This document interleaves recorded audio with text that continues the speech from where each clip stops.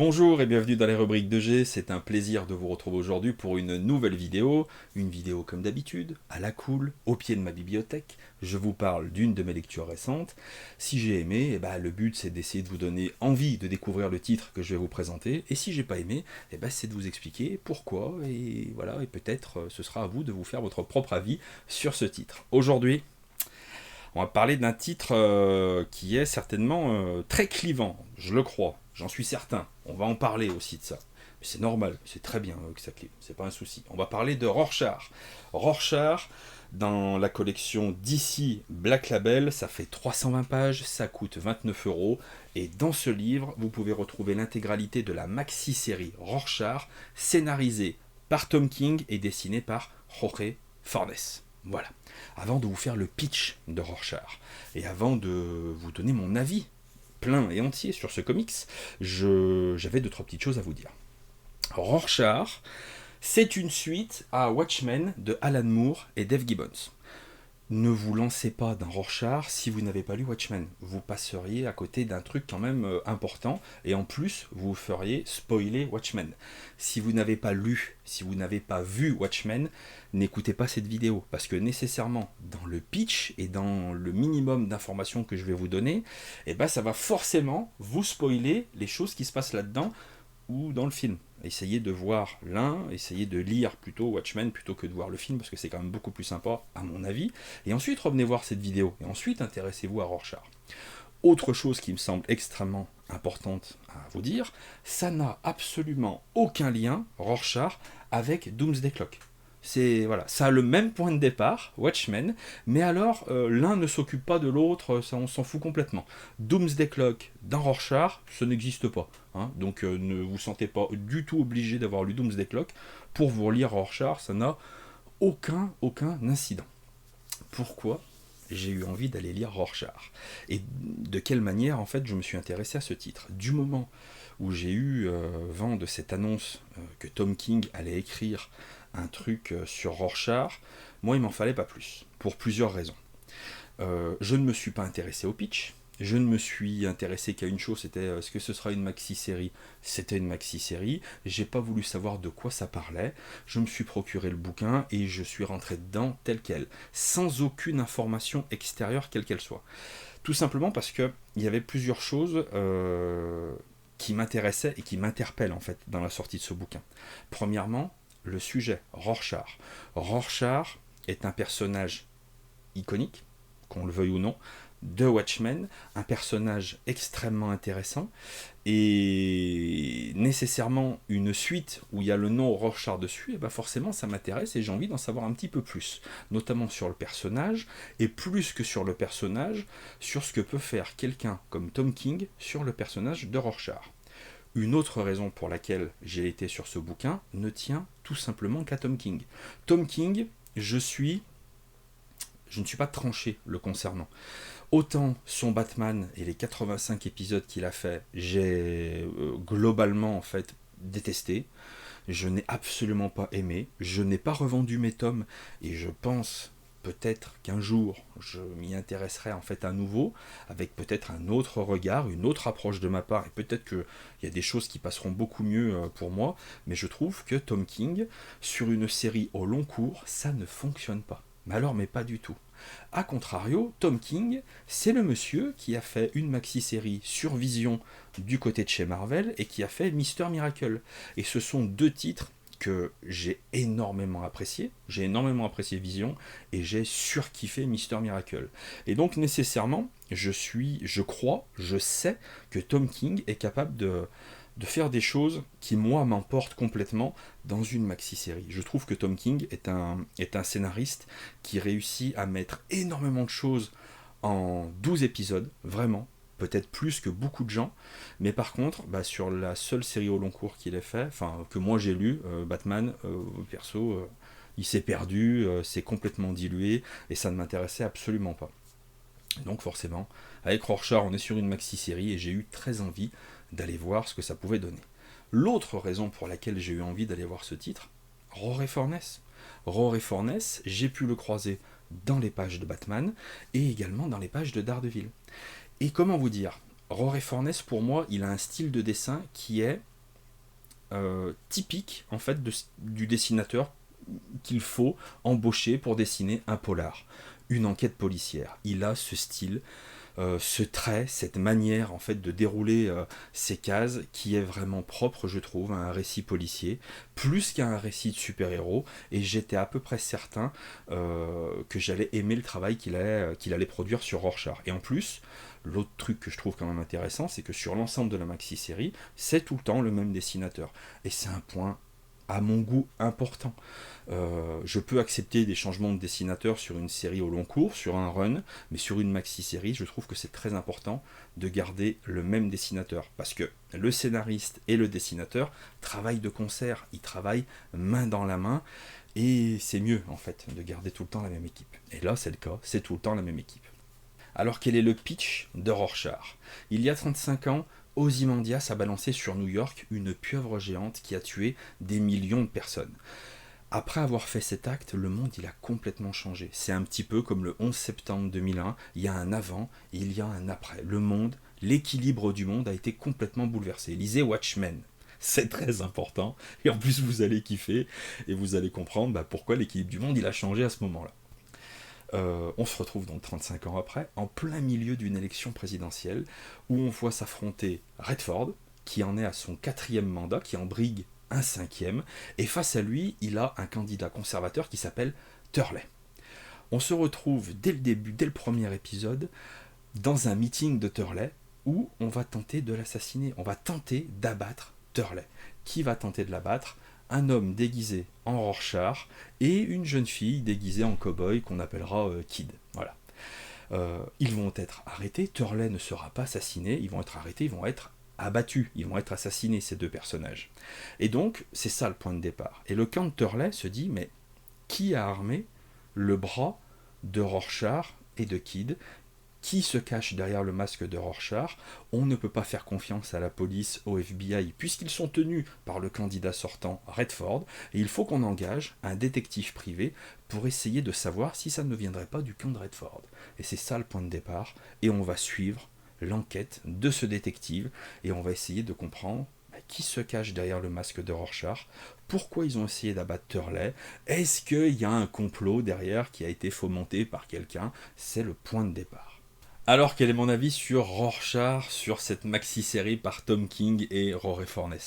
La première chose que j'ai envie de vous dire, c'est que si vous êtes un lecteur qui est attiré par le titre Rorschach, ne vous faites pas avoir. Dans ce comics, il n'est absolument pas question, c'est pas centré sur Rorschach, c'est pas centré sur Walter Kovacs.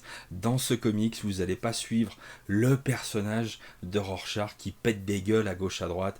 Ce n'est absolument pas ça le propos. Et d'ailleurs, ça me permet de rebondir sur quelque chose qui me semble important, c'est la communication d'Urban autour de ce titre qui, à mon avis, n'est pas la bonne. Parce que de la manière dont il présente les choses, il parle de Walter Kovacs, de Rorschach, et ça peut laisser penser au lecteur qui aurait tendance à vouloir aller acheter ce bouquin qu'il s'agit d'une histoire tournée autour de Rorschach et de Walter Kovacs. Et donc, le mec qui vient dans ce récit avec cette envie-là, il va être extrêmement déçu parce qu'il ne s'agit absolument pas de cela. Absolument pas. Effectivement, on parle de Rorschach, mais on parle de Rorschach en tant que personnage, en tant que concept quasiment intemporel. Comme si le masque de Rorschach pouvait être porté d'une manière successive par différentes personnes. Donc si vous venez chercher un récit orienté sur Walter Kovacs, vous allez être déçu, mais méchamment. Et je pense que c'est vraiment une connerie en fait de la part d'Urban de ne pas annoncer clairement les choses. Parce qu'il n'y a pas... je ne pense pas qu'on ait à rougir de quoi que ce soit autour de ce titre et que Tom King, bien qu'il n'ait pas décidé d'orienter son récit autour du personnage de Walter Kovacs, ça en fait un récit absolument génial. Mais du moment où tu le vends, où tu le fais passer pour ce qu'il n'est pas, nécessairement tu fais des déçus. Et c'est toujours une connerie, en fait, de mal présenter un bouquin. C'est juste un avis personnel, après, chacun fait ce qu'il en veut. Si c'est pas un récit sur Rorschach, qu'est-ce que c'est? Comme je vous l'ai dit, c'est une enquête. C'est un récit policier, c'est un polar. Un polar qui prend naissance dans l'univers de Watchmen 35 ans après. Et c'est ça qui est super intéressant. en tant qu'histoire policière, en tant que polar, sur ces 12 épisodes, en faisant abstraction de l'univers Watchmen, tout ça, j'ai adoré. J'ai adoré, mais vraiment, il n'y a pas un truc qui m'a pas plu en fait dans cette enquête policière. J'ai trouvé ça tout simplement merveilleux. Je dirais que je l'ai lu lentement, en prenant mon temps, de temps en temps en faisant des petits retours en arrière, pour bien garder tous les éléments en tête et bien voir à chaque fois le déroulé de l'enquête. J'aurais tendance, et peut-être que vous allez vous retrouver dans ce cas de figure, j'ai tendance à lire vite. Et lorsqu'on essaye de lire vite des récits où il y a plusieurs niveaux de lecture, et ben nécessairement, ou beaucoup d'informations, nécessairement on en oublie, on en confond, et on arrive à la fin du récit, des fois on est un peu déçu, mais on n'a pas bien compris le truc, et de temps en temps c'est le lecteur qui a merdé aussi, il faut bien reconnaître. Et moi ça m'est arrivé plein de fois. Donc là j'y suis allé vraiment doucement, j'ai lu un épisode par un épisode. Généralement, ouais, je lisais un épisode, je laisse reposer, je reviens un peu dessus, je lis le suivant. C'est un bouquin qui est vraiment dense en informations et j'ai trouvé l'enquête de ce détective en tant que tel merveilleuse. J'ai passé un moment génial, vraiment. Je ne suis pas forcément extrêmement friand des récits policiers, des récits d'enquête.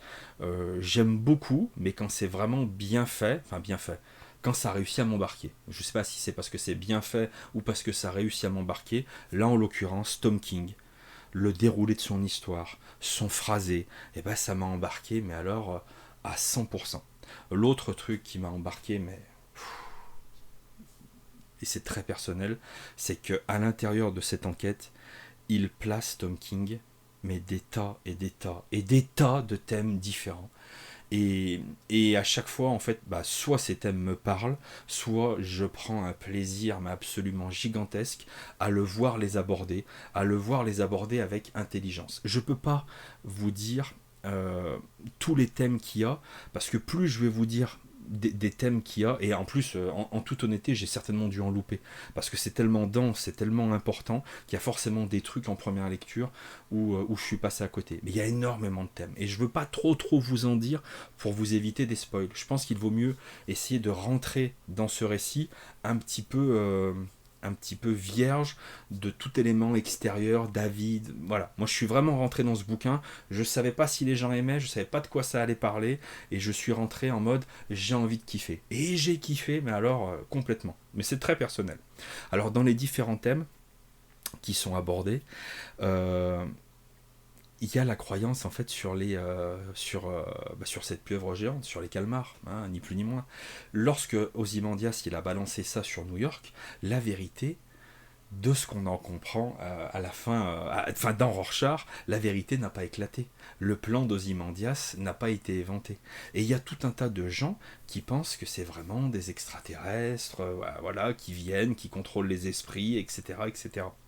Et donc il y a tout un tas de gens qui ont des croyances autour de ça. Et d'une certaine manière, euh, en parlant des croyances autour des calamars, des pieuvres géantes et tout, ça permet en fait à Tom King de parler de l'embrigadement, du repli sur soi, des dérives sectaires, des choses qui peuvent faire basculer quelqu'un d'absolument quelconque au milieu de tous et de le faire basculer pour passer dans une dérive sectaire. C'est des sujets que je trouve extrêmement intéressants et c'est pas enfoncé dans la gorge du lecteur avec un bâton, tiens, mange ça, non, il le fait vraiment à chaque fois d'une manière très intelligente. Dans les thèmes qui m'ont touché, ça parle de la part d'ombre et de la part de lumière qu'il y a en chacun de nous. Et ça dit des choses, ça m'a étonné en fait dans ce bouquin. Je ne saurais pas vous le reformuler exactement de la manière dont Tom King l'a formulé, mais ça a fait résonner quelque chose qu'un avocat que j'avais eu l'occasion de rencontrer, alors j'avais pas de problème de justice, hein, rien à voir, qu'un avocat que j'avais rencontré m'avait dit en fait sur son avis sur les gens. Il m'avait dit, monsieur, pour moi, dans l'espèce humaine, il y a 10% de gens qui sont vraiment des gens bien, qui sont vraiment là pour essayer d'améliorer les choses, d'essayer de faire avancer. Il y a 10% de gens qui sont véritablement des salauds profonds, vraiment des ordures, vraiment des types mauvais, et il y a 80% de gens qui sont un petit peu au milieu, et qu'il faut aller chercher, que ce soit d'un côté ou bien de l'autre, et qu'il faut essayer d'aller chercher. Et il y a un petit peu de ça, je trouve, à un moment donné. Mais c'est sur deux trois cases. Mais quand un scénariste sur deux trois cases réussit à vous mettre une idée, un truc qui fait boum dans votre tête ou boum dans votre cœur, et ben c'est mission accomplie. Et pour moi, à chaque épisode, même plusieurs fois par épisode, il y avait des idées, des concepts, où il parle de la société, il parle des gens, de ses inquiétudes, qui moi, en fait, ça résonne en moi. Rorschach, c'est aussi avant toute chose un message d'amour aux comics absolument gigantesque. Mais j'y reviendrai aussi en fin d'émission dans une partie peut-être un tout petit peu plus spoil. C'est aussi un message d'amour à certains auteurs de comics, bien évidemment, et un message d'amour tout simplement à Watchmen. Et en même temps, c'est aussi une critique de l'industrie des comics qui est non seulement censée, mais elle est absolument véritable. C'est net la critique de l'industrie des comics, l'industrie du cinéma, de ce genre de choses, de la condition des auteurs, voilà. Il y a aussi tout ça.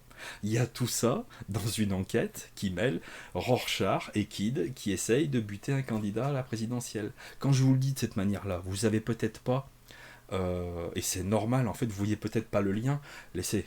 Tom King, il va vous le faire le lien. Et il va vous le faire d'une manière qui est vraiment balèze.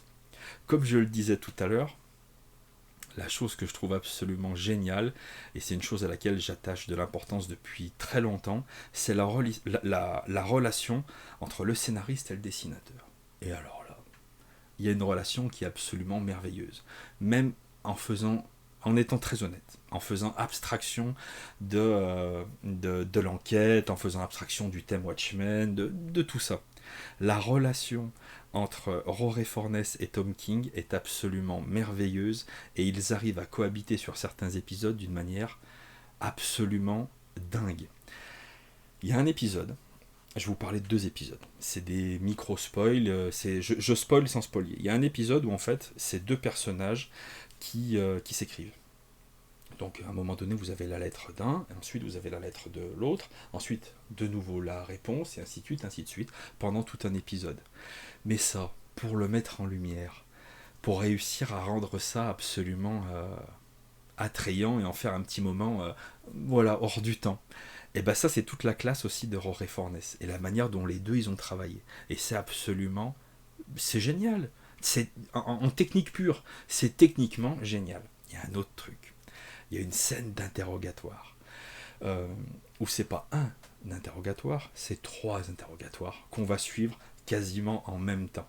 Il y a un travail d'écriture qui est génial, mais vraiment génial, et il y a un travail de découpage qui est ouf. Et vous arrivez à la fin de l'épisode, moi à la fin de l'épisode, comme on dit, j'ai collé, je suis resté bouche bée et face à un cliff merveilleux. J'ai pris une bonne grosse claque. Je lis des comics pour avoir aussi ce genre de sentiment, pour avoir aussi ce genre d'expérience. Je peux pas lire que ça. Les comics, c'est varié, c'est immense. J'aime la lecture détente, j'aime la lecture un petit peu plus prise de tête, mais voilà, je suis complètement mordu du style de Tom King sur des maxi-séries et sur les thèmes et la profondeur des thèmes qu'il peut aborder. Le mec, il va loin, il va loin. Faut aimer. Il y a des gens qui aiment pas, ça se respecte, il n'y a aucun problème avec ça. En revanche, ce qu'on ne peut pas dire, c'est qu'il n'a pas travaillé. Le mec a bossé, mais sale. Qu'on aime ou qu'on n'aime pas, le mec a bossé salement. Je n'aime pas Grant Morrison, je ne peux pas lui enlever le fait que le mec est un acharné de boulot, qu'il a des connaissances de dingue et qu'il travaille énormément sur ses bouquins. Que j'aime ou que j'aime pas, on peut reconnaître le travail de l'artiste. C'est très important, à mon sens. Qu'est-ce que je voulais vous dire aussi ? Je suis obligé de vous faire un moment micro-spoil. Si ça doit s'arrêter là pour vous, cette émission, pas de problème, faites-vous votre avis sur Rorschach, et puis voilà. Je vais juste vous faire un micro-spoil. C'est vraiment micro, parce que c'est vraiment... c'est dans le premier épisode, en fait, qu'on s'aperçoit de ça. Premier ou deuxième. C'est au tout début, vraiment, de l'histoire.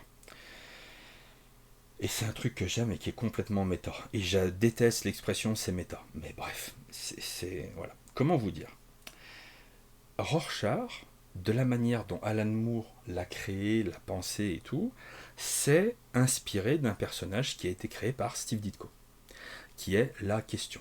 Voilà. C'est inspiré de ce personnage-là. C'est comme s'il reprenait un petit peu la question, mais en version hardcore. Ok. Dans les pages de Rorschach, celui qui se cache sous le masque de Rorschach, on le découvre dans le premier épisode. C'est quelqu'un qui s'appelle Myerson. Et ce Myerson, il est dessinateur, scénariste de comics, voilà, mais à l'ancienne. Et il a créé un personnage qui s'appelle le Citoyen, voilà, et qui ressemble trait pour trait en fait à la question. Et vous savez, ceux qui suivent mes émissions régulièrement, vous savez qu'avec Anto Webhead, on se refait les intégrales Spider-Man, ce qui a été l'occasion pour moi en fait de découvrir Steve Ditko, de découvrir son dessin, sa vie un petit peu, enfin voilà, d'une manière succincte, mais de m'intéresser à la personne de Steve Ditko. Et j'ai pris une énorme claque en me rendant compte que Myerson, dans le récit Rorschach, c'est Steve Ditko. C'est un Steve Ditko qui ne dit pas son nom, mais c'est Steve Ditko, complètement. Et j'ai trouvé ça ouf. C'est-à-dire que Alan Moore s'inspire d'un personnage de Steve Ditko pour créer Rorschach, et Tom King s'inspire, il fait rentrer Steve Ditko à l'intérieur de l'univers Watchmen. La boucle est bouclée, c'est complètement méta, c'est complètement dingue. Enfin, moi j'ai adoré. Ça se trouve, il y a énormément de gens qui vont voir ça, qui vont faire ouais, bon, pas ouf, tu vois. Question de goût, ça se respecte. Moi, je viens juste de finir de lire la partie Ditko sur Spider-Man. J'ai trouvé ça, mais génial. Vraiment, j'ai surkiffé. Voilà, l'autre truc, en fait, l'autre thème qui me semble vraiment hyper important, et après bon, j'en resterai là, c'est que c'est vraiment il y a le thème de la vérité en fait qui est abordé d'une manière générale. Qu'est-ce qui est la vérité, qu'est-ce que voilà, et pas des fake news, enfin ça, ce récit peut vraiment vous permettre de vous poser des questions sur ce qu'on a vécu ces derniers mois, ces dernières années, et peut-être nous permettre aussi d'avoir un petit peu plus de recul par rapport à notre propre histoire collective. C'est aussi à ça que ça sert les comics. Voilà. Donc, qu'est-ce que je peux vous dire de plus sur Rorschach? Rien de plus, rien de plus. J'ai adoré, j'ai surkiffé. Allez, si je devais vous donner quand même, parce que c'est important, vous donner deux trucs que j'ai peut-être pas trop aimé, et c'est vraiment pour chercher. La fin, je l'ai vu venir, mais c'est pas grave. C'est pas grave. Je l'ai vu venir et j'aurais préféré en fait ne pas la voir venir. Mais c'est pas possible de pas la voir venir. Enfin, si, ça se trouve, il y en a qui vont pas la voir venir et je pense que vous allez prendre une bonne tartasse dans la gueule. Mais c'est fait exprès. Tom King construit son récit de cette manière-là pour que tu vois venir la fin. Mais j'aime bien à la fin du récit avoir cet effet un peu. C'est toujours l'effet que j'appelle Usual Suspect où à la fin tu fais oh putain, mais c'était lui en fait. Et ça, c'est un truc que j'adore et que j'ai pas forcément eu. Un autre truc qui m'embête sans m'embêter, c'est que à chaque fois, que ce soit dans Doomsday Clock ou bien dans Rorschach, les gens se sentent obligés de réutiliser le gaufrier. Comme si c'était, c'est dans l'univers Watchmen, on est obligé de faire le gaufrier. Et forcément, vous avez tout un tas de gens, à tort ou à raison, qui vont leur tomber dessus en disant « Eh allez hein !» Et ça s'achète de la légitimité en refaisant le gaufrier. Et je trouve que ça aurait été intéressant en fait de passer outre. Et il y a de temps en temps des scènes de gaufrier. Mais le problème, c'est que ce serait vraiment problématique si c'était mal utilisé. Et en l'occurrence, j'ai bien regardé et il n'y a pas un gaufrier en fait, que j'ai trouvé mal utilisé. À chaque fois que Tom King et Rory Fornes sortent le format gaufrier, pour ceux qui ne connaissent pas, c'est la page avec 9 cases, très strictes. Voilà. Et tu as le déroulé de l'action sur 9 cases. Et ça permet une technique de narration qui est toute particulière et où généralement qui est quand même très prenante quand c'est bien utilisé. Et ben Rory Fornes, il le fait à merveille. J'aurais préféré qu'il ne le fasse pas, qu'il s'émancipe de ça. C'est peut-être pas possible. Il l'utilise et il l'utilise bien. À mon goût, à mon goût. J'ai envie de vous dire, faites-vous votre propre avis sur Rorschach. C'est pas un récit facile, c'est un récit qui va laisser, je pense, beaucoup de gens au bord de la route. Encore une fois, je suis désolé, mais Urban Comics ne rend pas service à ce comics en ne le présentant pas d'une manière très claire, j'ai envie de dire, en tout cas pas assez claire, peut-être par peur de perdre des clients là-dessus, et c'est une erreur. C'est à mon sens, c'est une erreur. C'est toujours une erreur de mentir au lecteur ou de flirter avec la vérité, on va dire. C'est pas une bonne idée. C'est pas une bonne idée. Et voilà, je vous conseille vraiment de le lire lentement, sûrement, et puis n'hésitez pas à me donner votre avis. S'il y a des gens qui ont aimé, des gens qui n'ont pas aimé, et ben on se retrouve dans l'espace commentaire et puis on en discute vraiment avec un très très grand plaisir. Pensez à vous abonner, pensez à lâcher un petit pouce bleu parce que ça aide tout simplement la chaîne à refaire un petit peu de visibilité. C'est ça, hein, quand on arrête de faire des vidéos pendant 6 mois, à un moment donné, on le paye, c'est forcé. Et merci beaucoup sur l'accueil que vous m'avez réservé sur ma dernière vidéo, Joe Kelly présente la Justice League. Ça fait toujours plaisir de voir qu'il y a pas mal de monde qui sont là, notamment dans les commentaires, avec des petits messages de soutien, d'encouragement, juste des messages bienveillants, on est content de te retrouver sur ce format. C'est couillon, hein, mais ça fait salement chaud au cœur et ça motive vraiment. Je vous remercie de m'avoir écouté, j'espère que cette vidéo ne fera pas 30 minutes, mais j'en sais strictement rien, et je vous dis à très bientôt dans les rubriques de G.